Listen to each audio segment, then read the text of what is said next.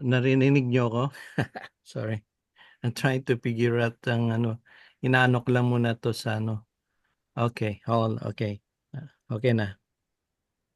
So, let me see. Ready na ba lahat? Andito ng iba? Okay, okay, si Brother Jordan and Sister Michelle, sige puwedeng the table is yours, kapatid. Magandang umaga sa mga kapatiran nasa Pilipinas at kami ay nasa US ngayon, so magandang hapon. At sa mga Bisaya dyan, maayong buntag, o sa mga Ilocano din naimbag nga bigat yo amin dita kakabsat. And to the English speakers, good afternoon or good morning wherever you are in the world. So thank you for this opportunity. Nagpapasalamat kami sa Diyos at binigyan tayo ng opportunity na makipag-share, magkaisa sa mga kapatid sa buong mundo. At andito si Michelle, Mrs. ko. At punong-puno kami ng galak at natutuwa po kami sa gawaing ito na nagpapalakas sa isa't isa sa mga nagkalat na sa buong mundo na mga kapatid galing sa Pilipinas at mga nasa iba't ibang mga lugar. So, sa umaga o sa hapong ito, gusto ko magbigay ng konting encouragement sa atin bawat isa.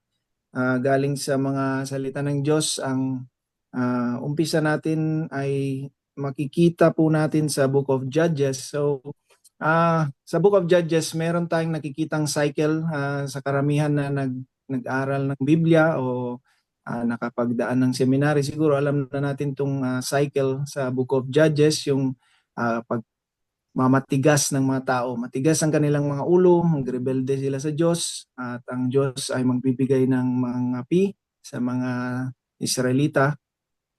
Makita nila yung kalagayan nila at sisigaw sila, iiyak sila, hihingi sila ng tulong sa Diyos, at ang Diyos ay magbibigay ng isang tagapagligtas o judge na ibibigay niyang kanyang spirito sa taong ito at gagamitin niya upang mailigtas ang mga Israelita sa nararanasan nilang pag-aapi or persecution galing sa mga ibang nasyon. Dahil sa katigasan ng mga ulo nila, babalik sila sa Diyos at ang Diyos ang magliligtas ayon sa trabaho ng isang judge, ayon sa Espiritu ng Diyos na tutulong sa Kanya. So, pagkatapos nito, usually, makinig sila habang buhay yung judge, susunod sila sa Diyos, babalik loob sila, pero pagkamatay ng mga judge minsan, agad-agad ay babalik na sila sa sa dating gawi. Babalik sila sa mga Diyos-Diyosan, sa mga sinasamba nilang mga idolo nila, kumbaga, no? So, may isang passage dito sa Judges chapter 2 na gusto kong tingnan natin. Pero may isang passage dito sa end of the book of Judges na maganda, na magpapakita sa atin ng ugali ng mundo, ugali ng karamihan din nakikita natin minsan ngayon. Sabi dito sa Judges 21 verse 25, chapter 21 verse 25, "In those days there was no king in Israel. Everyone did what was right in his own eyes." So sa mga panahong yun, walang hari sa Israel daw. At lahat ng tao, ginagawa nila kung anong nakikita nila o kagustuhan nila na mabuti sa kanilang sariling pag-iintindi o pag-uunawa o sa pagtitingin. So ang makita natin dito sa kaisipan ng Israel, wala silang hari.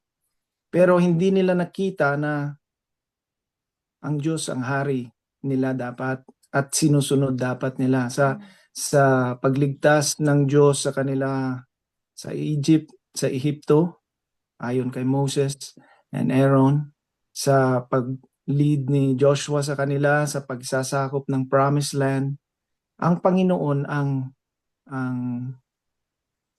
kataasan sa lahat. Oo, may ginamit siyang mga leaders, pero ang Diyos ang kataasan. Sa Kanya nanggaling ang kapangyarihan, sa Kanya nanggaling ang kaligtasan, sa Kanya nanggaling ang kapangyarihan na binigay sa mga leaders na yon. At si Moises nga isang duwag sa umpisa, no? Isang natatakot. Parehas natin lahat na minsan yun, may mga pagdududa tayo sa ating sarili, sa ating mga kakayahan o kung sino o anong meron tayo. At kung hindi natin inaamin yun ay may bad news mga kapatid. Walang-wala talaga tayo lahat. Yan ay isang sinungaling ng dyablo, no? Kayabangan na gusto niyang umiral sa kaisipan at puso natin na meron tayong kakayahan kung walang Diyos. Pero sa katotohanan, makita natin sa Skriptura, no? Sabi mismo ni Jesus na without me, you can do no good thing. Walang kabutihan sa atin mga kapatid kung hindi galing lamang sa Diyos. At makita natin mga kapatid dito sa Judges chapter 2, verse 18 tayo mag-umpisa. When the Lord raised up a judge, so Judges chapter 2, verse 18 hanggang sa 19 ito. Whenever the Lord raised up a judge for them, the Lord was with the judge, and he saved them from the hand of their enemies all the days of the judge. For the Lord was moved to pity by their groaning, because of those who afflicted and oppressed them. But whenever the judge died, they turned back and were more corrupt than their fathers, going after other gods, serving them and bowing down to them. They did not drop any of their practices or their stubborn ways. So sa panahon ng mga Israelitang ito, sumusunod sila sa Diyos daw kung andyan yung judge. Sa buong araw na buhay yung mga judges, sa mga taon na buhay ang judge na yon, ay sumunod sila sa Diyos. Pero kapag wala na yung judge, bumabalik sila. Ang nakakalungkot dito na kung nagpapadala ang Diyos ng judge sa kanila, sumusunod sila. Pero ang dahilan ng Diyos, dahil naaawa lang siya. No? Sabi dito, for the Lord was moved by pity because of their groaning. Dahil umiiyak sila, dahil nag-whine sila, nagre-reklamo sila, nahihirapan sila, yung sariling tinitingnan nila, no? Hindi yung kapapurihan ng Diyos, hindi yung dahil mabuti ang Diyos, dahil kaaya-aya siya, dahil siya ay dapat tumanggap ng pagpupuri ng mga taong ito, nila gawin, kundi nahirapan sila, kaya tumawag sila sa Diyos. At nakakalungkot nga minsan mga kapatid, no, kasi tayo minsan nakakalimutan din natin na lumapit sa Diyos sa mga panahon na magandang sitwasyon natin. Saka lang tayo lumapit minsan kapag nahirapan na tayo, kapag meron tayong problema, pag may sakit, may kabigatan, ganon. Pero kapag maganda lahat, maayos lahat, minsan nabibisi na tayo sa mga bagay-bagay at minsan napapabayaan natin yung panahon na dapat ibigay na karapat-dapat sa Kanya. Yung papuri kahit anumang sitwasyon o panahon, maganda man o masama. And ito, dahil naawa yung Diyos sa kanila, mabuti at naawa siya. Mabuti nga ang Diyos. Naawa siya sa kanila. Niligtas niya sila dahil sa judges. Pero kapag namatay daw yung judge, balik sila agad sa corruption ng mga ama nila, going back and being more corrupt than their fathers, going after other gods, serving and bowing down to them. Hindi nila tinigil. They did not drop any of their practices or their stubborn ways, sabi dito. So minsan yun nga mga kapatid, nagmamatigas pa rin tayo ngayon.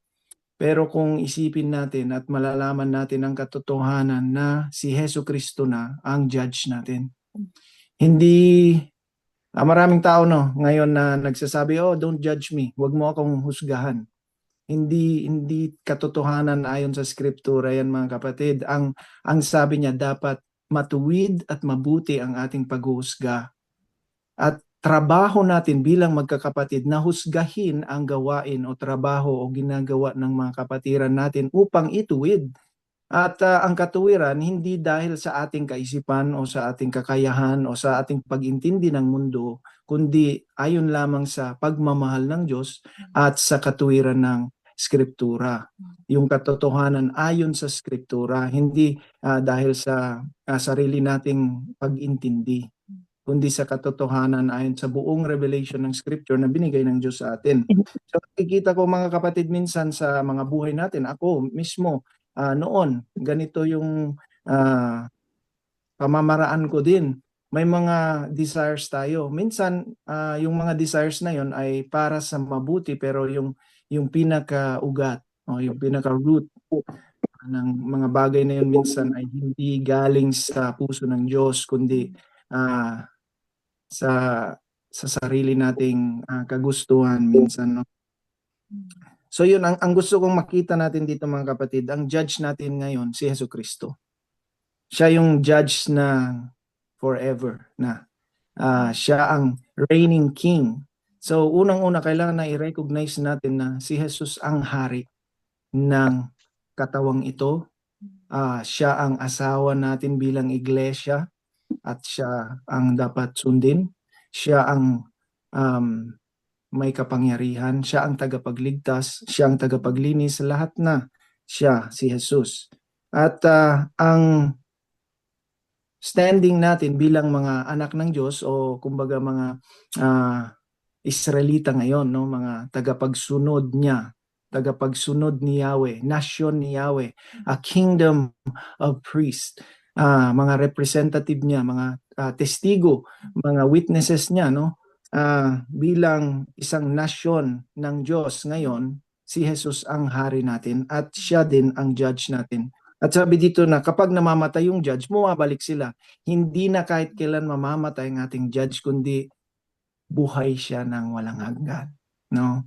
At walang dahilan na bumalik na tayo dahil ang lahat ng pangangailangan natin nasa kanya na. At hindi na natin kailangan bumalik pa sa mga masamang gawain, no? Mga pagdadalawang isip. Ang dami kasing mga Diyos-Diyosan dyan, no? Mga bagay-bagay. At minsan naaakit tayo. Ang daming distractions ngayon. Ang daming nagpapalibot sa atin ng mga kahirapan at mga magtatanim ng pagdududa o pagdadalawang isip.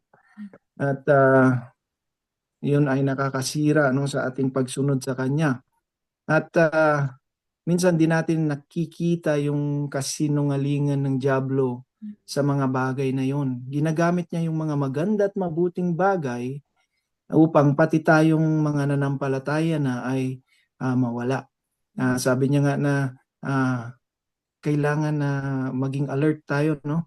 Because he even reveals himself as an angel of light to deceive even the elect. Tayo na nanapili, pinili na ng Diyos at inangkin na para sa Kanya ay gustong lokohin ng dyablo, gamitan ng mga teknik niya para mawala tayo, no?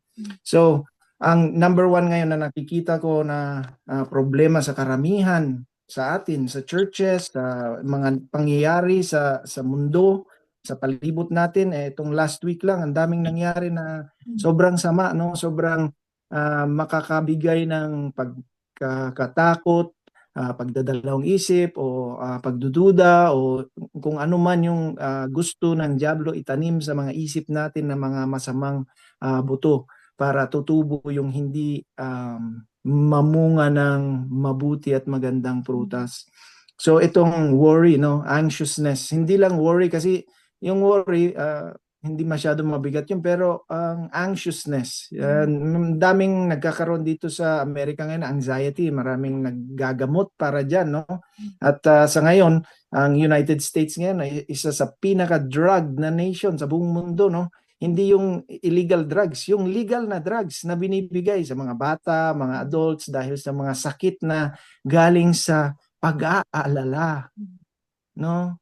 Sa nababahala sila sa mga pangyayari, sa mga bagay-bagay at dahil sa overload ng mga information, mga balita, mga nakikita natin sa mga cellphone natin, no? Ang daming social media na avenues, may Instagram, may TikTok, may Facebook, may YouTube, ang dami, puro balita, puro mga iba't ibang kaisipan, iba't ibang kwento. At marami sa mga bagay na yon na nakikita natin dyan ay nagbibigay ng takot. At ang binibigay ng pagtatakot ng mga tao ay pag-aalala, no? baka mangyari sa akin o baka mangyari dito o ano kaya kung itong mangyari. Hindi pa nga nangyayari, nag-aalala na tayo. Hindi pa nga dumating yung problema na yun, nag-aalala na tayo. Paano kaya kung ganito, kung ganyan, puro kung. Pero wala na lang kangkong. Problema talaga no mga kapatid na ito yung ginagamit ng diablo para mag-alala tayo, matakot tayo at mawala yung focus natin, distractions, no? Minsan hindi yung pag-aalala kundi yung mga kagustuhan, no? Ito yung technique na sinabi. Sinabi ng Biblia mismo kung ano ang gagamitin ng diablo sa atin na mga technique. At sana wise na tayo, alam na natin para maiwasan na natin yung mga technique ng diablo. At tatlo lang naman, no? Lahat ay nagmumula sa pride, pero tatlong technique, no, na ginagamit. Yung sinasabi ngayon sa modern times, sex, drugs, and rock and roll, no? Oh, 'di ba? Lust of the eyes, lust of the flesh, and the pride of life. Rock and roll ka, sikat ka, kitang-kita ka ng lahat. Oh, idol, 'yon, mga ano termino na ginagamit natin na hindi maganda na gamitin ng isang Kristiyano. Minsan na ginagamit natin pag may magaling na worship leader, idol, magaling na pastor, idol. Ano ba 'yan?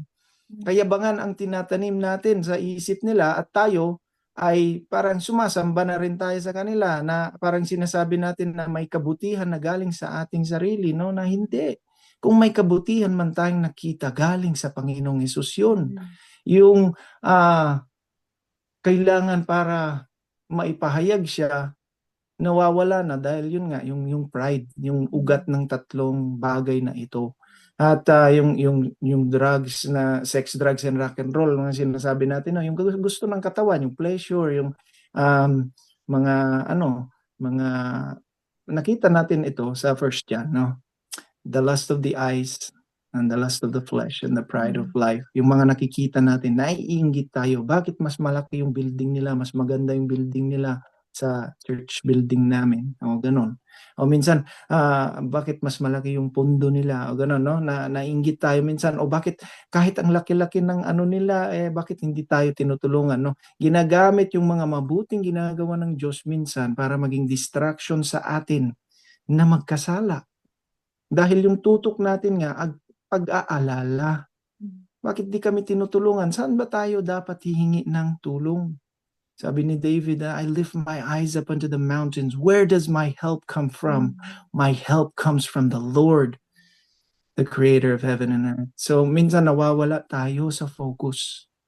Nawawala tayo sa kung sino ba talagang makakatulong sa atin.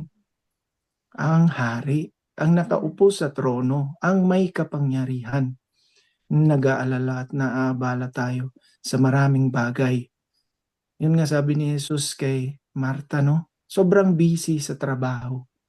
Minsan yun din ang problema natin ng mga pastor, mga missionaries, mga tagapagtrabaho sa kaharian ng Diyos, kaubasan ng Diyos, sinasabi natin dito sa balat ng lupa, kailangan ko to gawin para sa Diyos, kailangan ko galingan, sipagan para sa Diyos.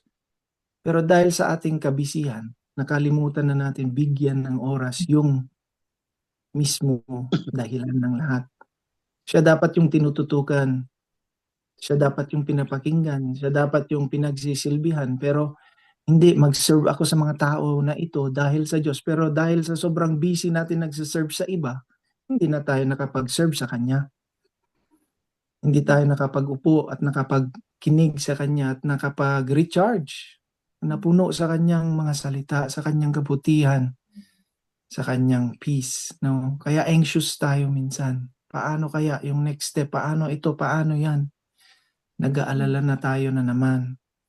Sabi ni Jesus kay Marta, Marta, Marta, ang dami mong inaalala, ang dami mong problema, ang dami mong iniisip.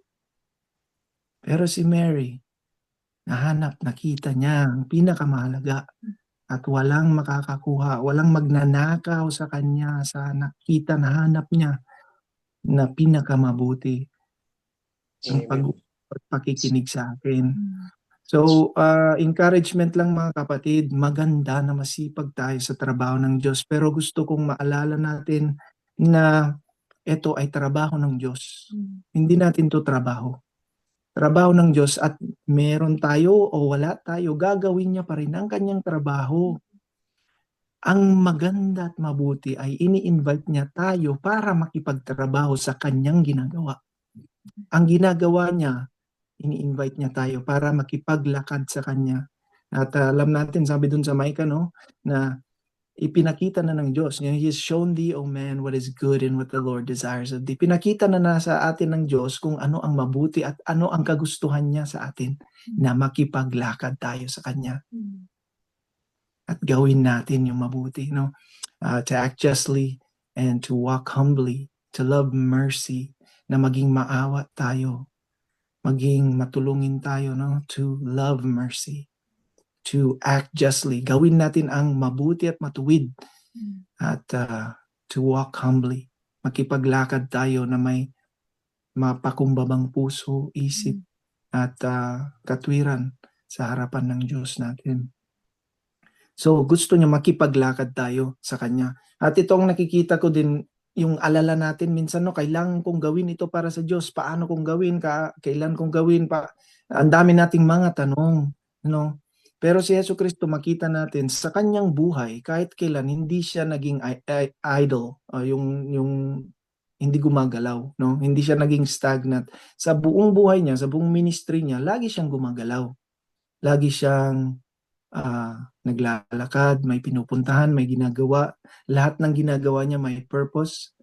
Pero kahit kailan di siya nagmamadali. Kahit sa panahon nga na namatay si Lazaro, binalita sa kanya na may sakit ang kanyang kapatid, hindi siya nagmadali. Nung nakausap niya yung Samaritan woman, no, may pinupuntahan siya, may purpose siya na makarating sa isang lugar. Nakita niya yung Samaritan woman, nakausap niya, in-invite nila si Jesus sa lugar nila at nakipag-stay. Nanatili siya doon ng ilang araw. Makita natin na busy siya lagi, pero hindi siya nagmamadali. Kundi, kahit kailan, don't you know that I should be about my Father's business? Ang kabisihan ba natin talaga lagi ay, is it about our Father's business or business natin? Mga inaalala natin. Kasi marami, naaawa ko, mga kapatid, no, sa mga maraming pastor dyan na nahihirapan. Nangangailangan sila ng sideline, kumbaga, no? Yun ang ngayon, tent making daw. Pero minsan mas nabisi pa sila sa trabaho sa labas para lang mapakain ang kanilang pamilya, dahil sa hirap ng buhay, sa sitwasyon nila, ganon. Pero minsan dahil na nagustuhan na nila, minsan mapabayaan na nga rin yung iglesia at mas nabisi na sila sa trabaho na yun. Andyan pa rin sila sa linggo, andyan pa rin sila minsan sa mga gawain, pero karamihan sa oras nila asaan? Nasa sideline daw. Hindi na sideline yun, primary na yun. Kasi yun ang kumakain ng pinakamaraming oras natin, no? Naawa ko sa kanila kasi minsan dahil sa pag-aalala, no, saan ako kukuha ng ipangbayad ko sa tuition ng mga anak ko, saan ako kukuha ng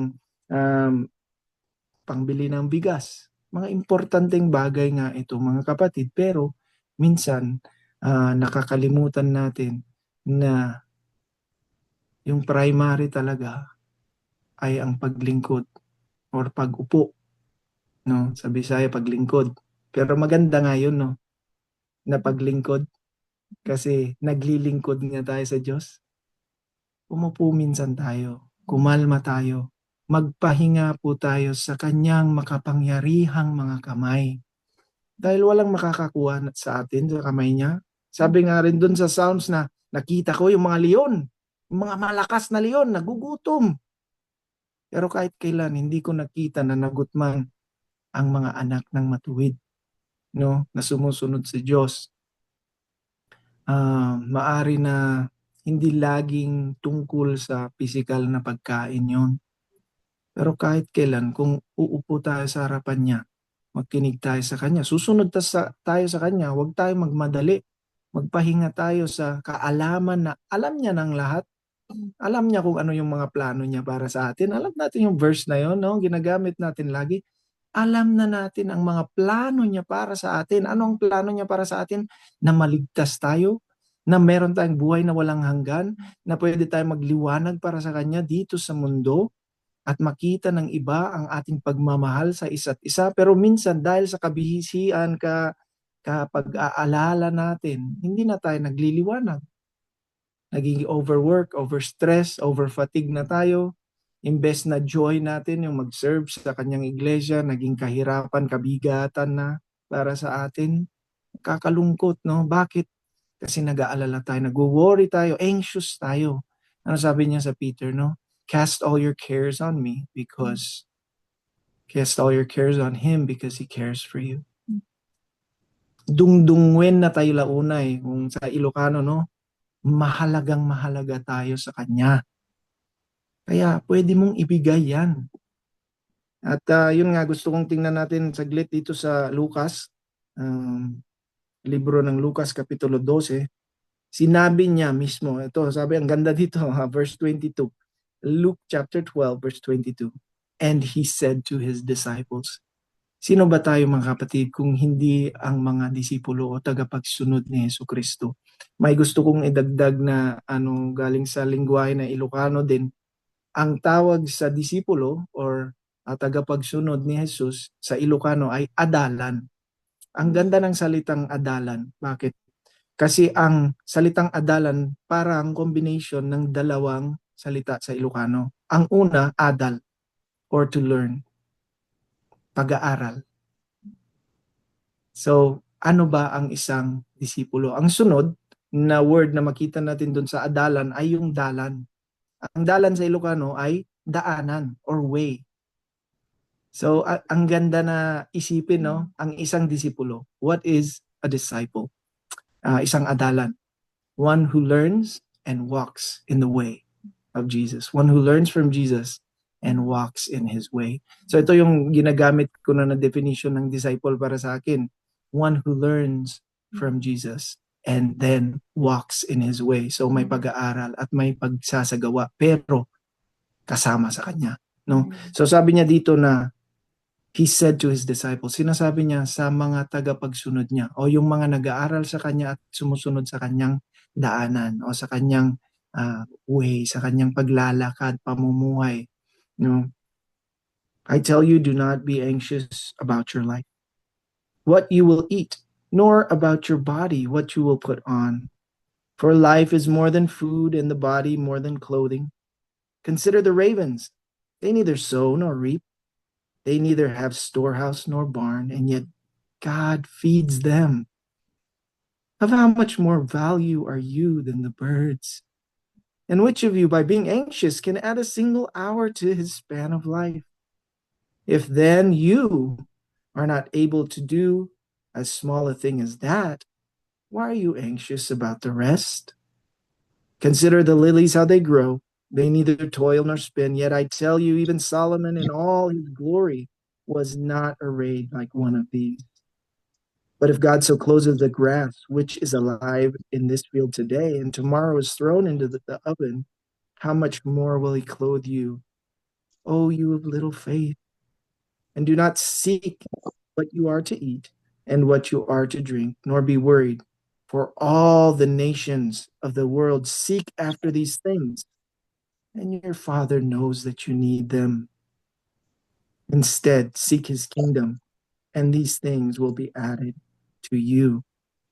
Fear not, little flock, for it is your Father's good pleasure to give you the kingdom.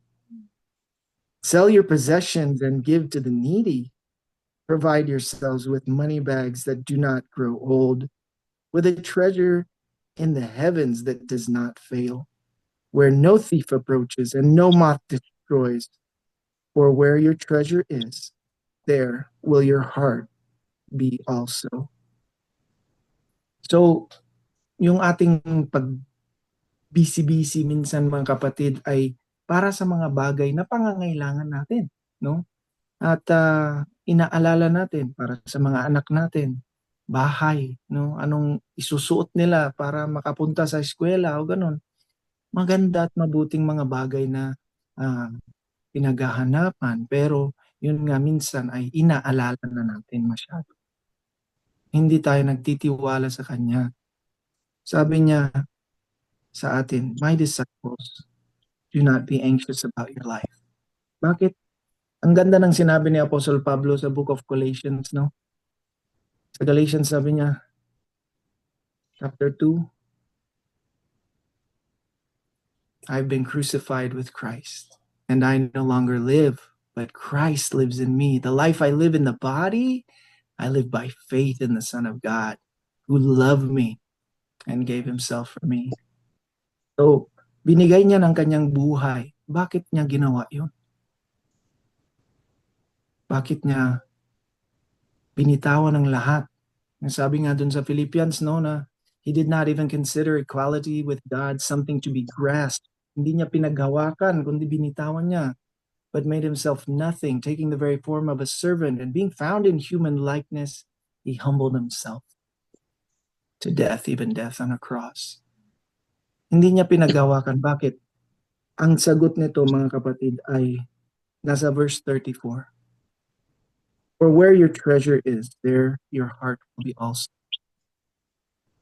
Ang puso ni Jesus, ang pinakamabigat, ang pinakamahalaga na puso ni Jesus ay tayo.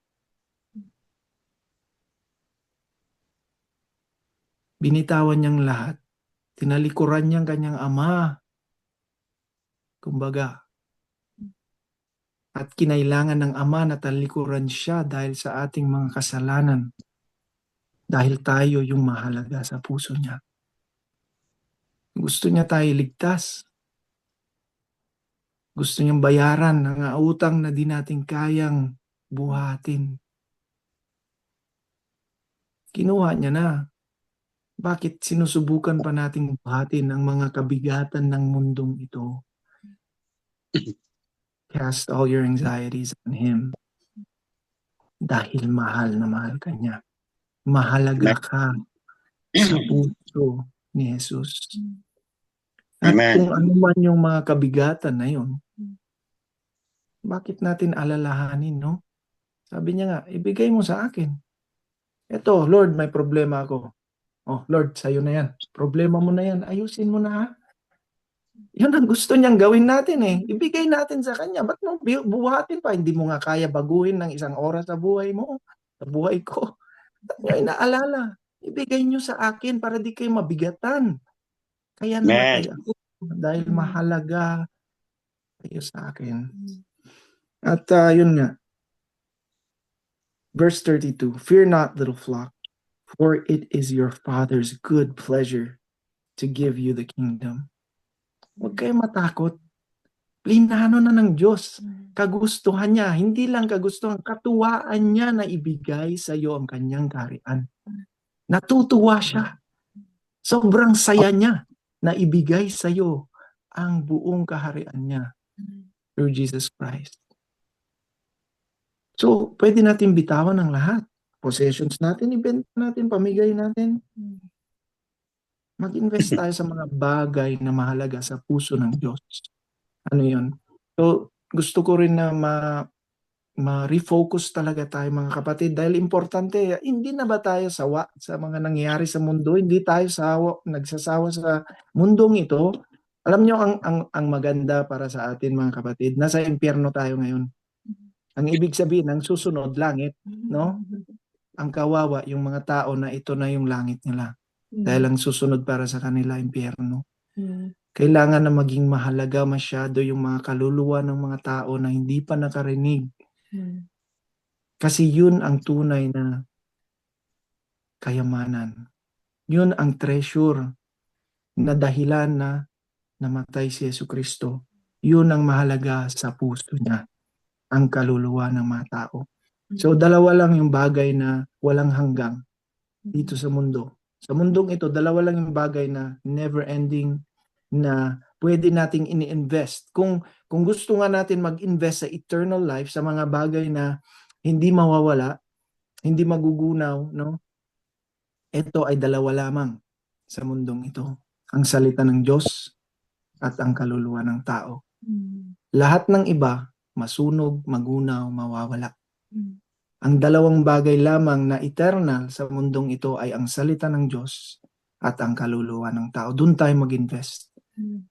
Huwag tayo mag-alala, magproblema sa iba. na mga bagay dahil lahat ay mawawala. Pero kung hawak ng Diyos ang buhay natin, kahit kailan walang makakapagkuha sa atin sa kanyang kamay, walang pwedeng magnanakaw sa atin, ang nasa atin lang ay tumutok tayo sa kanyang mukha. Tumingin tayo sa kanya. So, gusto kong magbigay ng kaunting dagdag sa ating conclusion, mga kapatid, no? Ang judge natin ngayon, ang hari ng ating kaharian, bilang tagapagsunod ni Jesus, ang kaharian niya, si Jesus lamang. At ang judge na ito ay hindi na mamamatay. Pwede nating manatili, no? Kabutihan at gawain ng Diyos dahil buhay na buhay ang leader natin, no? At huwag na tayong mag-alala, mga kapatid, ibigay natin sa Diyos ang mga inaalala natin at mag-invest na tayo, mga kapatid, sa mga bagay na importante, yung mga bagay na eternal na hindi mawawala. So dito sa Philippians chapter 4, mag-umpisa tayo sa verse 4. Philippians chapter 4, verse 4, sabi dito, rejoice in the Lord always. Again, I will say rejoice.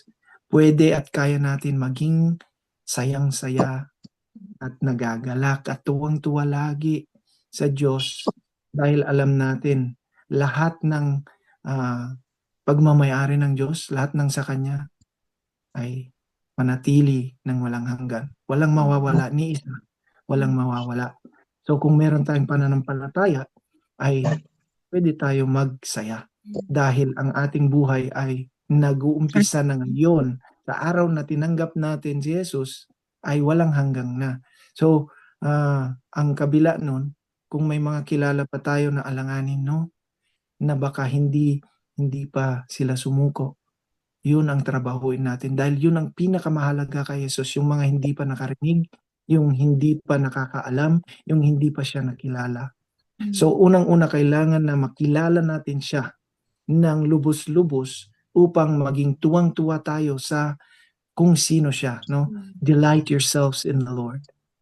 Kung siya ang katuwaan natin, mag-overflow ang kanyang buhay, ang kanyang espiritu, ang spring of eternal life ay mag-overflow sa buhay natin. Kung tuwang-tuwa tayo kay Jesus dahil sa sobrang lapit natin sa Kanya, parang si Joshua, parang si Moses na nagliliwanag ang ating mga mukha dahil punong-puno tayo ng salita at spiritu ng Diyos. So pwede tayo maging joyful always. And let your reasonableness be known to everyone. The Lord is at hand. So verse 6, sabi dito, do not be anxious about anything. Huwag tayo mag-alala. Huwag tayo maabala. Huwag tayo magdadalawang isip. Kundi, anong gagawin natin? But in everything by prayer and supplication with thanksgiving, let your requests be made known to God. So minsan yun nga, nakakalimutan natin din minsan magpasalamat, no? Hingi tayo ng hingi, o pray tayo ng pray, supplication, pero minsan nakakalimutan natin magpasalamat sa mga maliliit na bagay. So sa katawan, no, minsan ang nakikita lang natin is ang magandang mukha, no? Ang ganda ng mata niya, ang tangos ng ilong niya, o gano'n na, ang ganda ng kutis, ang galing niya mag-basketball, no? Ang bilis niyang tumakbo, yung mga bagay-bagay na nasa panglabas, no? Pero hindi natin naiisip na alala minsan na may mga bagay sa loob na mas importante. Kung wala kang puso, di ka makatakbo. Wala kang lungs, hindi ka makahinga, hindi ka makatalon, hindi ka makashoot. Na maraming bagay na hindi natin nakikita pero hindi nabibigyan pansin minsan. At sa lahat ng mga bagay na yun, may mga cells na sobrang liit na hindi talaga makita ng mga mata natin. So kung hinahanap natin yung maliliit na bagay, mga fingerprints kumbaga ng Diyos sa buong mundo, sa bawat galaw, sa bawat ginagawa niya, sa bawat buhay, pwede tayo magpasalamat, no? Kung pansinin lang natin ang kanyang ginagawa, makita natin ang kanyang mga fingerprints sa lahat ng mga pangyayari sa palibot natin. Maalala natin magpasalamat dahil naghangin saglit sa araw na sobrang init. Salamat tayo ni may kahoy dito at pwede ako sumilong dahil sobrang init ngayon, no? Makainom ka ng tubig lang. Ay, ano ba to? Hindi naman malamig. Nakainom ka na nga. Nawaw ka, nauhaw ka, nakainom ka. Salamat Diyos. Kahit di malamig, at least nakainom ako. Mga bagay na minsan hindi na natin napapansin dahil pangkaraniwan na, kumbaga. Pero yun yung Diyos natin, Diyos ng pangkaraniwan. Para sa lahat. Para sa pinakamaikli, pinakamaliit, pinaka hindi ka pansin-pansin na tao, hindi ka pansin-pansin na buhay. Siya ang Diyos para sa kanila. So, tayo, sobrang blessed tayo. Kasi sa mga pangkaraniwan na yun, tayo yung higit pa, no? Mga anak ng Diyos, tuwang-tuwa siya na ibigay sa atin ang kanyang kaharian. So, maging tuwang-tuwa rin tayo sa kanya at maging mapagpasalamat. So, Thanksgiving, yes. Hingi tayo pero wag tayong hingi kailan na makalimot, no, na magpasalamat sa sobrang dami. Count your blessings, name them one by one. Balikan natin ang mga kabutihan niya at ipaalala natin sa susunod na mga henerasyon ang mga malaki at magaling at makapangyarihang ginawa niya, mga milagro ng pinagdaanan. At pasalamatan natin. And the God of peace, which surpasses all understanding, will guard your hearts and your minds in Christ Jesus. Kung naaabala ka, nag-aalala ka sa mga bagay-bagay na nakita mo sa mundo, mga pangyayari, mga gera, mga virus o ano pa ba dyan, no? Ipagkatiwala natin sa Panginoon na kahit anong mangyari, yes, in this world you will have trouble. Magkaroon tayo ng maraming trouble sa mundong ito. Promise ng Diyos yun. Minsan akala natin yung promises ng Panginoon puro mabuti. Hindi. Ang promise ng Diyos, kung hindi ka susuko sa Kanya, maparusahan ka. Promise ng Diyos yun. Pero yung mga mabuting promises niya, sobrang ganda. Huwag na tayo mag-alala dun sa mga promise niya sa kabila. Pero alam natin dahil magkakaroon tayo ng trouble sa mundong ito, na maraming problema, lalong kakapit sana tayo sa Kanya. No? Doon tayo lalapit sa Kanya sa panalangin, sa pagpe-pray. Sabi niya nga dito na kung yun ang gawin natin, na hindi tayo mag-alala, kundi manalangin tayo na punong-puno ng pagpapasalamat, ang Kanyang peace, ang kalinawan or kalma, yung kapayapaan. Ito ng Psalm 23, yung kwento ng Psalm 23, yung mga sheep na nakahiga sa malamig na damo sa tabi ng malamig na tubig sa ilalim ng magandang kahoy. Yun ang pangako niya para sa atin kung hihiga man lang tayo sa kanyang kamay. No? Yun sabi, thank you brother, yung kapayapaan, no? At yung kapayapaan na yun ay hindi daw maintindihan ng karamihan. Hindi nila alam bakit hindi ka naaabala o nag-aalala sa mga nangyayari sa mundo, sa palibot natin. Bakit parang ikaw wala kang problema? Bakit ikaw parang hindi ka nag-aalala? Dahil alam ko kung sino may hawak sa buhay ko. At binigay ko na sa kanyang lahat. Sinuko ko na. May ganun nga, no, may mga nagsasabi na may part tayo sa gawain ng Diyos, no? Do your part and God will do His part. Alam niyo mga kapatid, ang part natin isa lang. Walang iba. Isa lamang. Ang part natin ay surrender. Ang part natin ay surrender. Siya ang bahala na sa lahat. Mag-surrender lang tayo. I-surrender natin yung family natin sa Kanya. I-surrender natin yung ministry natin sa Kanya. I-surrender natin yung isip natin sa Kanya. Isuko natin ang puso natin sa Kanya na siya ang magpuno sa lahat ng iyon. Yun ang part natin na mag-surrender para siya ang maghari. Kung siyang maghari, siyang nakaupo sa trono, sa Kanya lahat ng kapangyarihan sa buhay natin, walang makakagalaw sa atin. Siya nang bahala sa atin. So ang part natin ay pagsusuko lamang. Magpahinga na tayo sa Kanya dahil sinuko na natin lahat sa Kanya. And so, yun, finally, brothers, sabi dito, kung ano man yung mga totoo, whatever is true, whatever is honorable, whatever is just, whatever is pure, whatever is lovely, whatever is commendable, if there is any excellence, if there is anything praiseworthy, think about these things. Ito yung mga bagay dapat na pag-isipan natin. Yung mga mabuting bagay, yung mga kaaya-ayang bagay, yung mga excellent na bagay, no?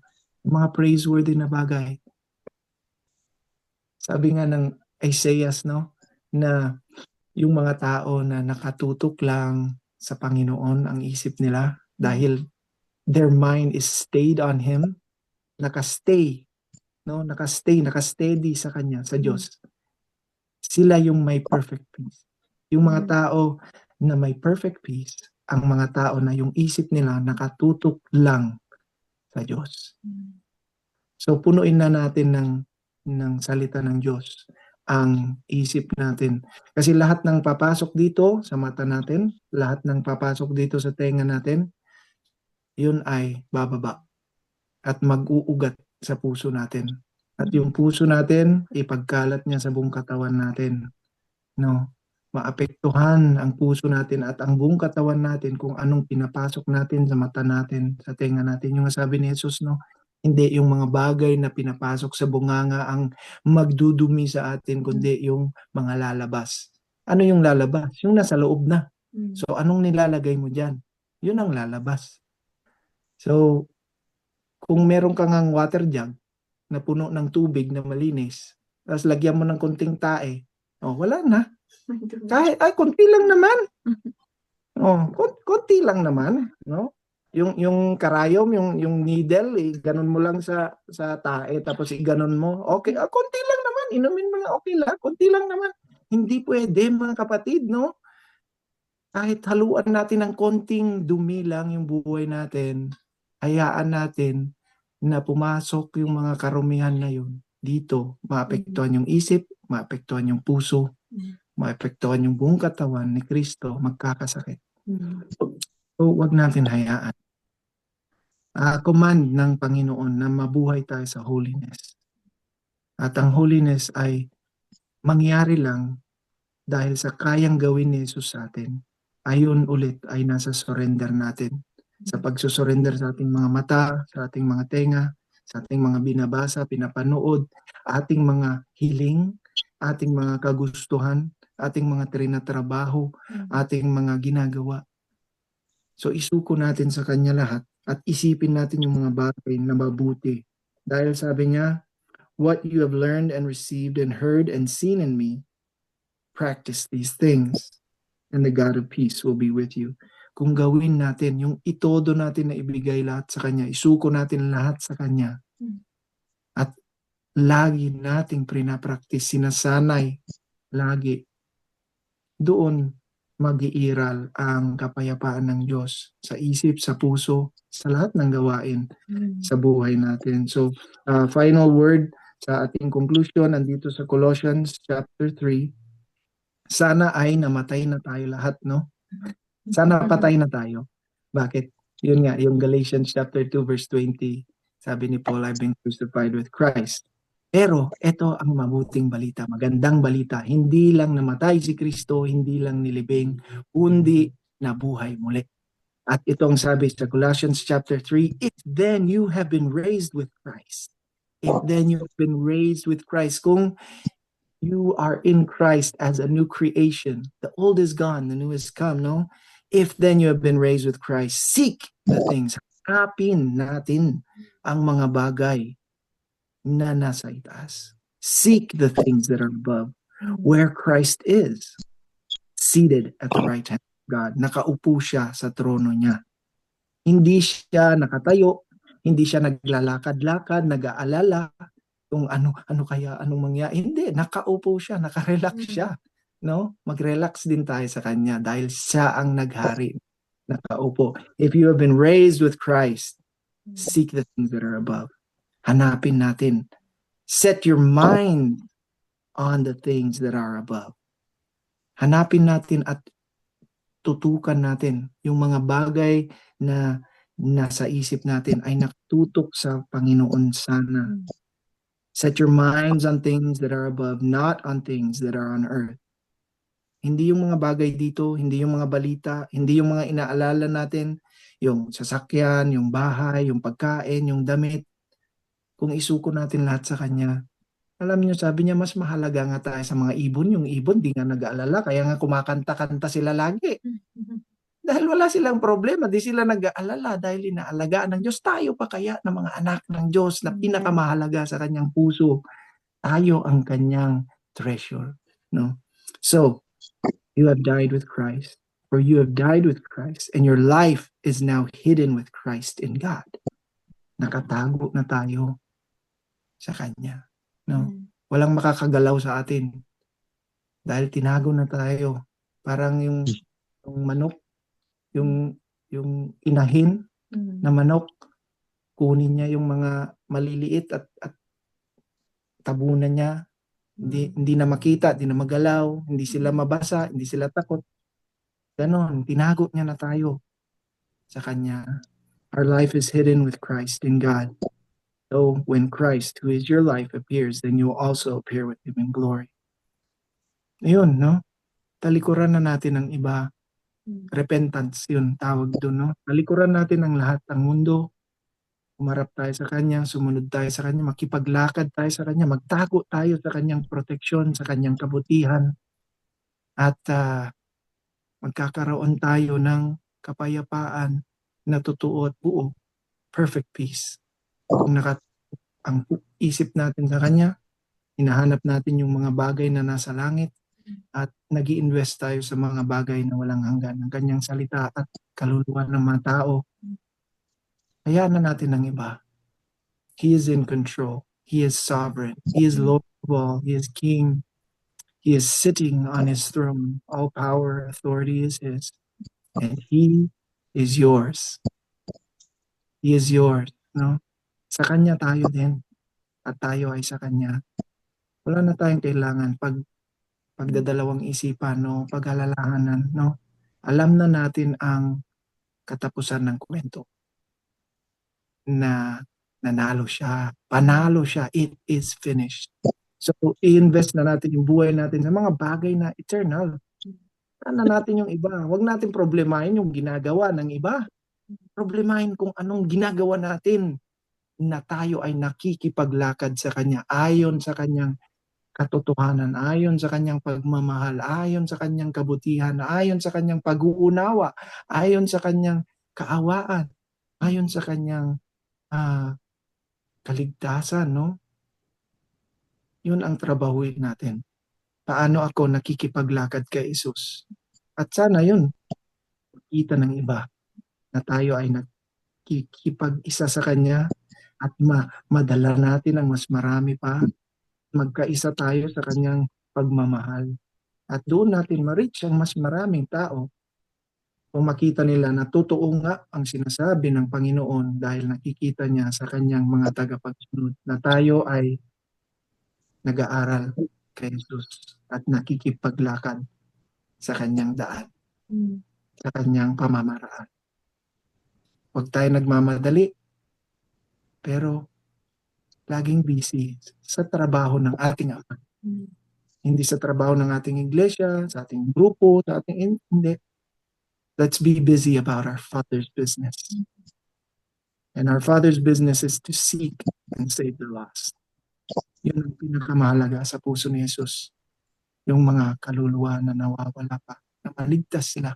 Gusto niya tayo invite na makipaglakad sa Kanya, na gawin ang Kanyang trabaho na ginagawa niya. The invitation is for all of us. At hindi niya tayo kailangan, pero gusto niya na makipaglakad tayo sa Kanya. Desire niya na kasama tayo sa ginagawa. Makipaglakad lang tayo. Huwag magmadali, huwag mag-alala. Siyang bahala. Suko lang natin ang buhay natin. Dahil ang ating tagapaghusga buhay at tinapos na niya. Amen. So yun lang gusto kong ma-share ngayon galing sa salita ng Diyos at sana na-encourage ang bawat isa at may nadampot tayo ng mga bagay hindi po galing sa amin kundi sa Panginoon at sa kanya lahat ng papuri at sana ay makatulong sa pagtatapos ng kanyang gawain na lahat ay mailigtas, malaman ng buong mundo. Tama, kauwi na tayo.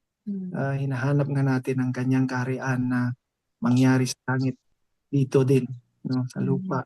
So, thank you sa opportunity. Bless na bless kami na nakipag-share sa inyo. Kung may mga katanungan o gustong idagdag, salamat din sa mga nakisali. At kung may mga tanong din tungkol sa ministry namin, gusto i-share lang saglit. Kami ay sa CGM or Care and Grace Ministries, isang mentoring ministry and church planting ministry. So nagpa-plant kami ng churches at nagtitrain ng leaders. Nag-umpisa kami sa province of Cagayan, pero ngayon nasa 3 provinces na kami, sa Apayao, sa Cagayan at sa Isabela. At Lord willing, this year or hopefully next year, magba-branch na rin sa Kalinga. So malaki ang ginagawa ni Lord. Nag-umpisa kami doon 2017.